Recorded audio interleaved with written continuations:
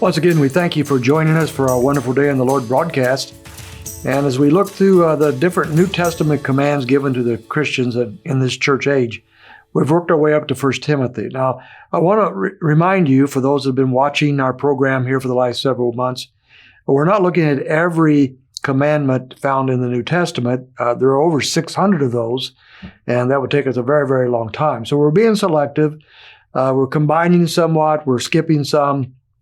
A few of you have reached out and said, well, why didn't you hit that one? Well, there are just so many, we can't do them all. And even in 1 Timothy, which is a book that is a personal book, it's one of Paul's letters to a personal friend, Timothy. We often call these pastoral epistles because 1 and 2 Timothy and Titus are written not only to personal friends of Paul, but men that he has trained for pastoral type ministries, and they're serving in different places at this time. Timothy at Ephesus, for example. And as he writes to Timothy, he's giving him a lot of commands. And some of these are just kind of personal things that Timothy himself needed to know. And we're going to look at some of those. But some of these not only are personal to him, but can have at least a general application to us today. So we're looking in chapter 4.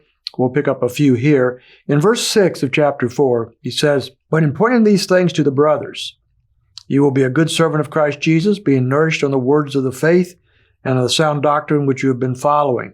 So that's not a command here, but that's a background.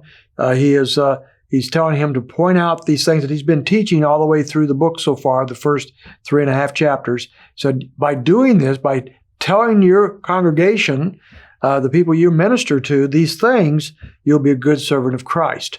Then he moves into the command, verse 7. "But refuse godless myths fit only for old women. On the other hand, train yourself for the purpose of godliness."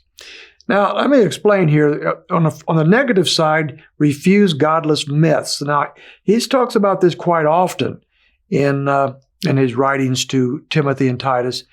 There was a lot of false teachings floating around by now. There's a little later in the church history of the New Testament. There's false teachings floating around.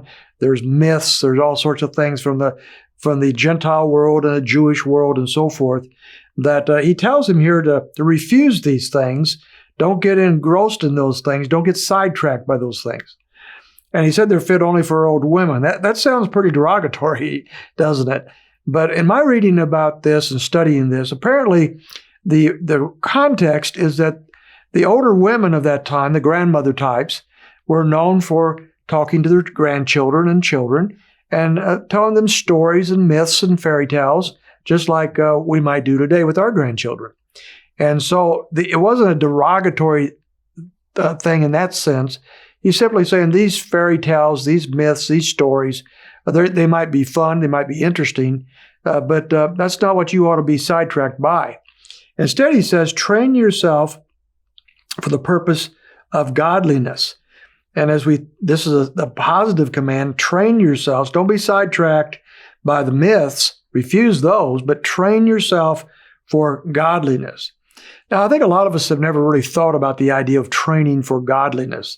That sounds like a lot of work, a lot of effort. And as we go through this passage together, Paul in no sense neglects effort. The following the Lord, serving the Lord is often hard work, and he doesn't neglect that at all. Doesn't deny that. Instead, he says train. Now, when I think of training, I'm not thinking just of exercise, walking around the block or some light training or light exercise, but think of those who are doing CrossFit and things along that line, who are really getting prepared perhaps for an athletic event or something else along that line, and they're training hard. They're really putting out the effort. And that's the idea of the word training here. He tells them to train for godliness. And he says, for bodily training is of only little profit. He doesn't say it's bad. Matter of fact, Paul talks about athletic type things all the time. It could very well be that he at one time was an athlete himself. But he says godliness is profitable for all things, since it's hold promise for the present life and also for the life to come.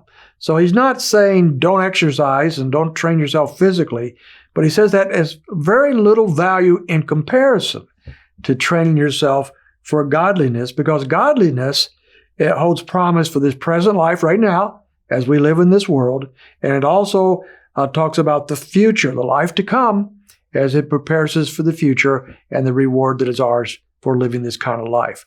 So these are some of the commands he gives Timothy here in chapter 4. We're going to follow up on these tomorrow and look at a few more.